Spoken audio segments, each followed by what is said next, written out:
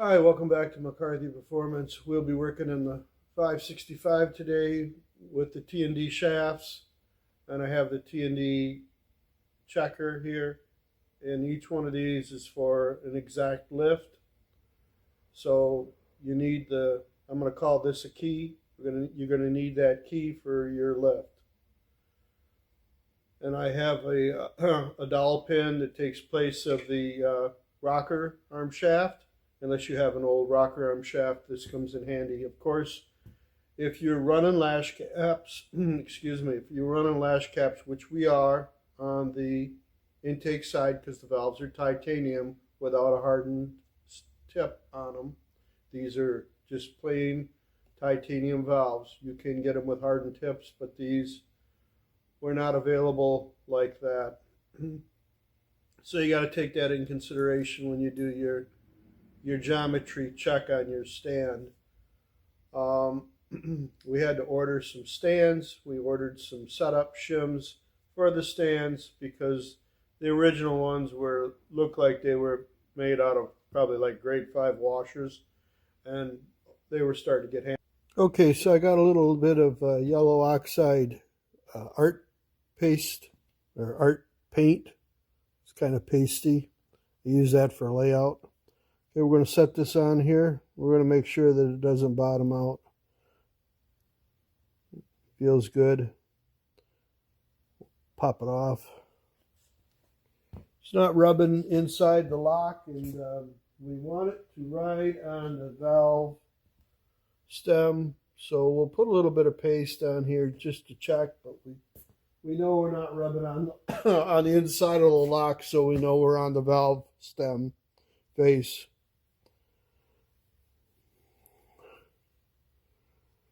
Okay, we can see the marks that it's made.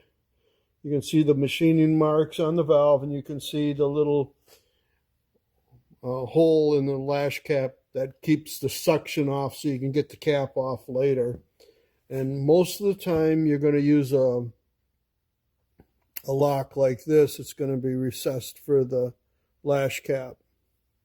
Get a grip on these things. So anyways, we know that's the lash cap we're going to use, so now we're going to check the setup height for the rocker arm geometry. Now this is a 750.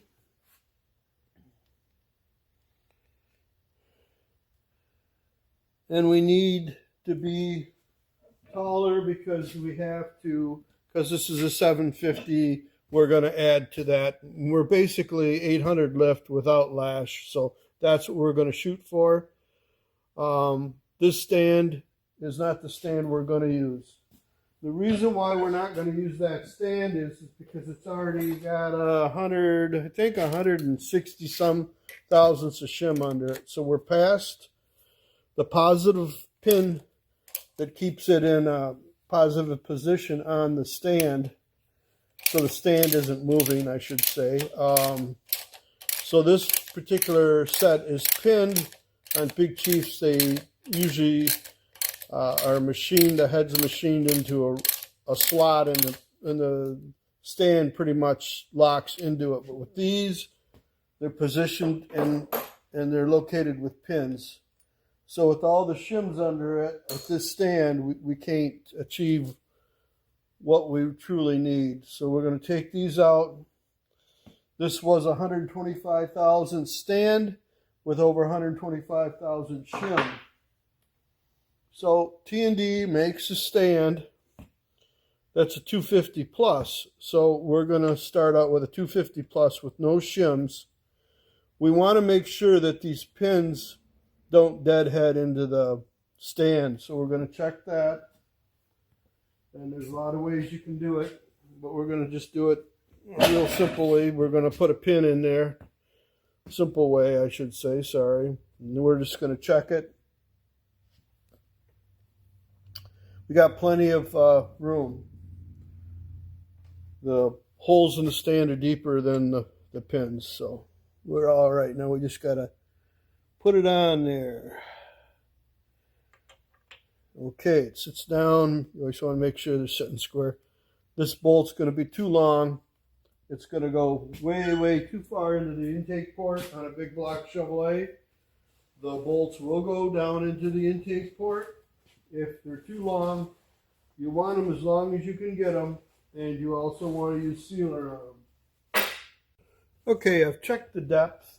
I've moved the tape back so I know how far the thread engagement is on the port. On the intake side of a big block, you want to take advantage of every little bit of that thread that you can get. So I got my finger over the top of the hole as it goes through the runner, and I've stopped it, and that's how much I've got roughly there. I'll zero out the, so I've got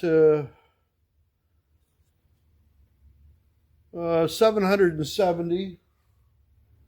So we'll take the new stand, we'll take the bolt. I have to put a little bit of a shim under here, but not much. Nothing nowhere near where we were shimming them before. And I've got quite a bit of engagement, so we're good. This is the wrong bolt. Having one of them days. This is the right bolt. Good Lord. So we've got 125 thousandths.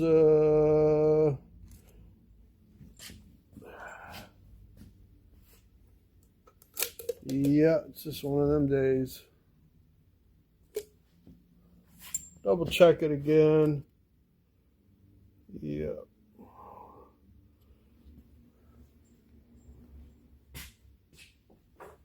So we're a little bit short. I'm going to make up some bolts, I guess. I was hoping I didn't have to cut any down, but looks like we're going to have to. We're going to thread that down there anyhow. When we figure out how much shim I need, then we will cut the bolt exactly the length it needs to be. So I'll have to cut 8 bolts down for the proper length, unless we're lucky. Now, the bolt said, when I measured it, it said it was about 125 thousandths short, 1/8 of an inch short. And that's what it's looking like in the port. So what I'm going to do is I'm going to cut down some bolts. I was hoping I didn't have to. These were, I think, on the exhaust side of another set of heads, but they're not going to work because these stands are taller. So we're going to have to cut some bolts down for the stands. So that's what we're going to do next. Okay, we've got our stand shimmed. We like where it's at. I can live with that. We've taken and trimmed down the stand bolts so they don't go down into the port any further than they have to, but we do want full engagement.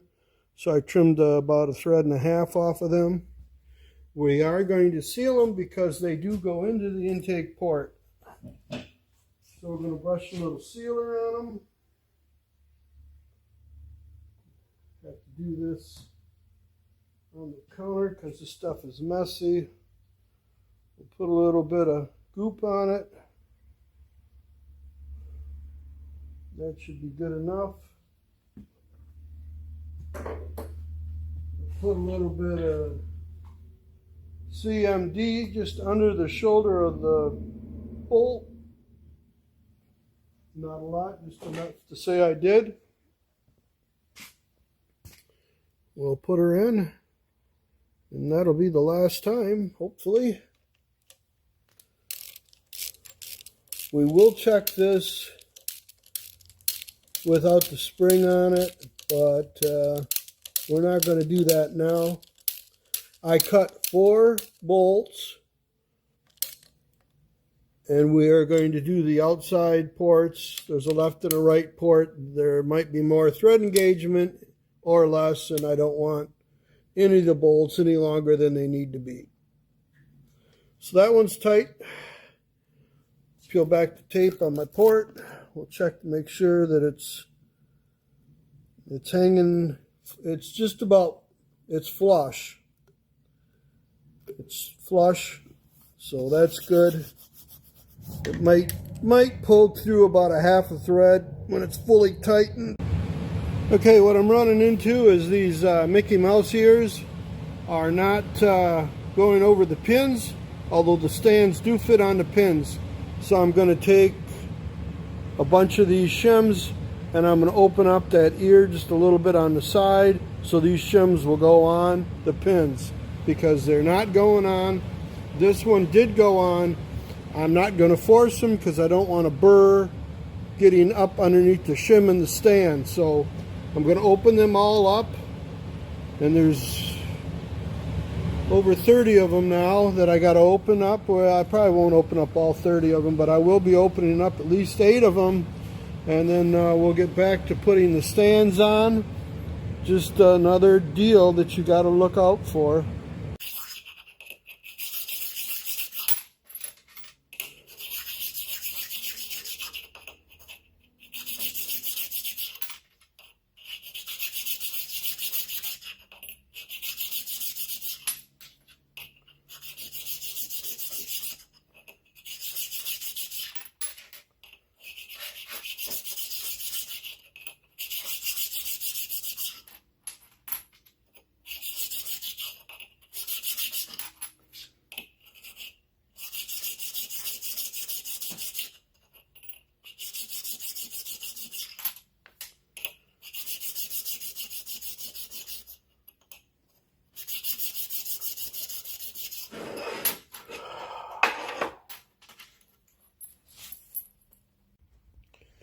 Okay, we got the intake side pretty much figured out, bolts cut down. We're just going to leave them loose for now. We're going to work on the exhaust side now. We're going to start out with a standard rocker arm stand height and look at it.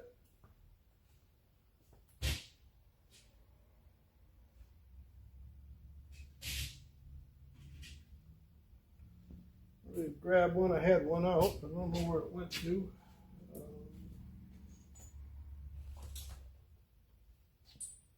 This looks like this is. Yep. Okay. So we're going to bolt it down. And this is a standard height rocker arm stand. So we'll take a look at it. These heads have been ran, and the pins have been distorted a little bit. They do fit. They're a little snug, but I guess they're better snug than not at all. Just got to make sure that we don't cock the stand while we're putting it on. Like this one there, it's straightening out.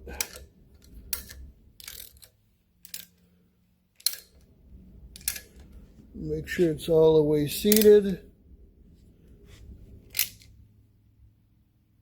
Yeah, it's seated down.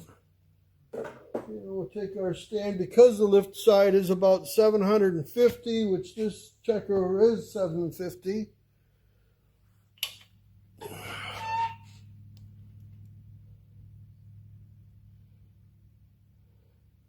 It shows we got to go way up.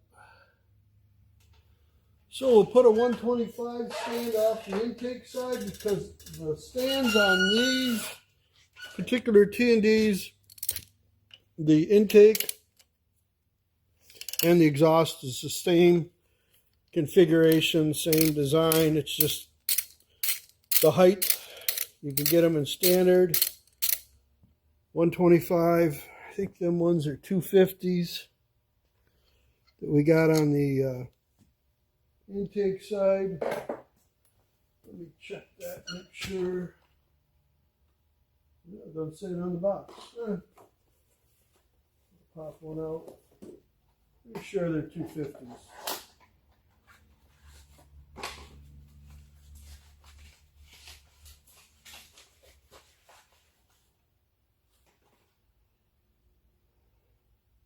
$250 pluses, yes. 250 pluses. So we're gonna put that 125 on there, and again, you always want to make sure about your thread engagement. It's real crucial on this type of rocker arm, on anything with a stud or this, that you use all the threads that you can. Of course, because this one on snug, it's going to go off. It's not going to come off easily. want to put up a fight.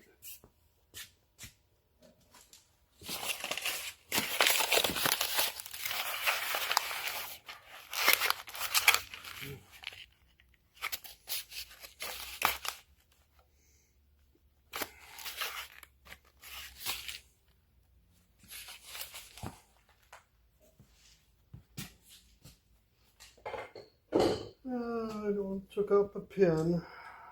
One of the pins decided to come up with it. Wasn't much of a big deal. Okay, we're going to put the 125 stands that were on the intake side. And you might be asking yourself, why didn't these stands fit? Well, we're using a different cam. These heads have been severely reworked, to put it lightly. So that's probably part of the problem right there. You know, who knows what size lift cam they ran on these heads. All this stuff is used. Don't buy used stuff. It takes me longer to sort through it than it does to buy new stuff. But that's all I'm going to say on that. We'll keep going here and see how many shims I got to put under this if I have to get the checker to come in play here. So we'll put our pin in there.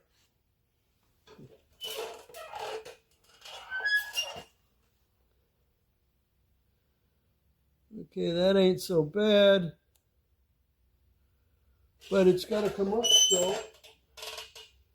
And we're going to probably put a 70 under there.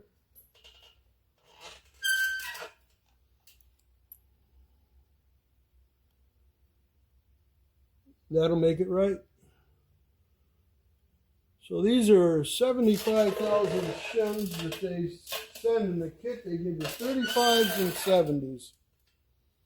Yeah, 75. So we're going to put a 75 shim under that stand, and the intake side should be good. We'll probably do all the intakes, and then we'll finish up the exhaust, and then I'll run them through, and I'll check the pattern on them and check where they lay on the valve. One thing you want to be careful with is when the geometry's right, which who's to say it was on these, because this stuff was all used, but you shouldn't see this. You don't want the retainer hitting under the backside of the valve, or the, I'm sorry, I'm having a bad day. You don't want to have the retainer hitting on the backside of the rocker arm. And it should be further away as it goes up. So we're way out of the way, see?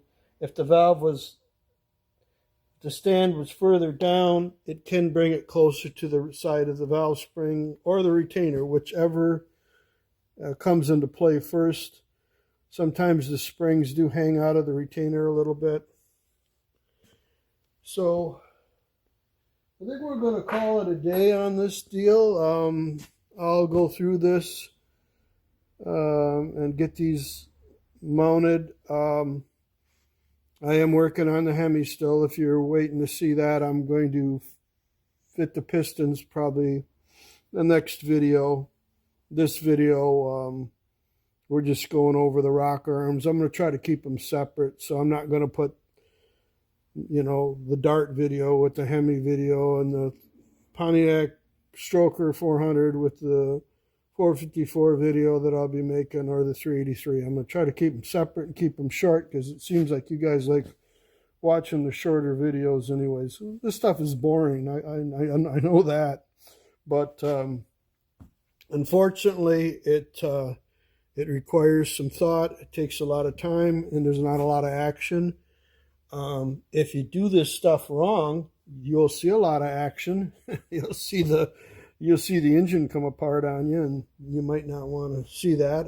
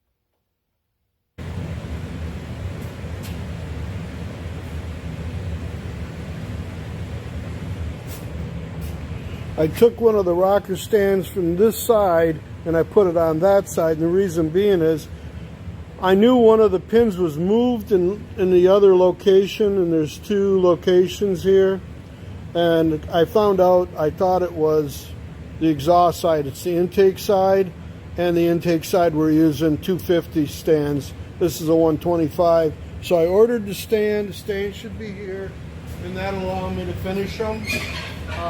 So that's where we are on that. I'm going to torque them down, and the exhaust is done except for the stand when it shows up here.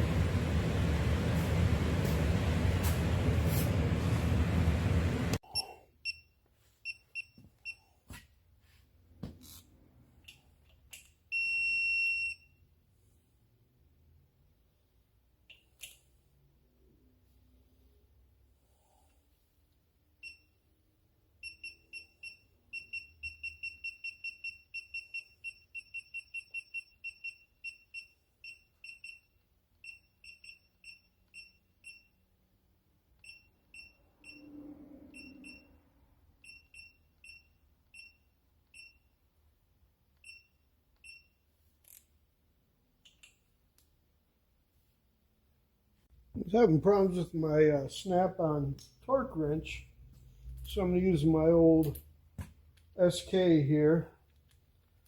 You know, I don't trust that electric thing very much. Makes me wonder sometimes. This one, I know it's going to work.